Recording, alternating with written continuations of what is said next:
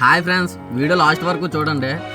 ఇలా నదిలాంటి చేపలు పట్టడానికి వస్తే ఎలాంటి కష్టాలు ఉంటాయి నేను చెప్తాను. అంటే మనం ఉండే ప్లేస్ ఎలా ఉంటుందంటే అడవిలో ఉంటుంది. ఒక అడవిలో ఉన్న ఫీలింగ్ అయితే వస్తుంది. ఇప్పుడు నేను కూర్చున్నాను కదా, ఇది కూడా వాటర్ వస్తే మునిగిపోద్ది అనమాట.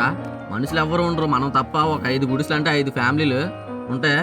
వాటర్ వచ్చినప్పుడు వేరే ప్లేస్కి వెళ్ళిపోతారు. ఆ గుడిసెలు కూడా అలాగే కట్టుకుంటారు. టైం టు టైం వాటర్ వచ్చేస్తుంది. ఎప్పుడు వస్తుందో మనకు తెలియదు. వీళ్ళు ఊరికి ఒక 40 కిలోమీటర్ల దూరంలో ఉన్నారనమాట. అయితే ఎవరికైనా ఏమైనా జరిగినా సరే తీసుకెళ్ళడానికి చాలా టైం పడుతుంది. ఇక్కడ వచ్చేసి కరెంట్ ఉండదు, ఎందుకంటే ఊరికి దూరంగా ఉంటాం కదా. ఎలాంటి స్తంభాలు ఉండవు, ఏమి ఉండవు, కనెక్షన్లు కూడా ఉండవు.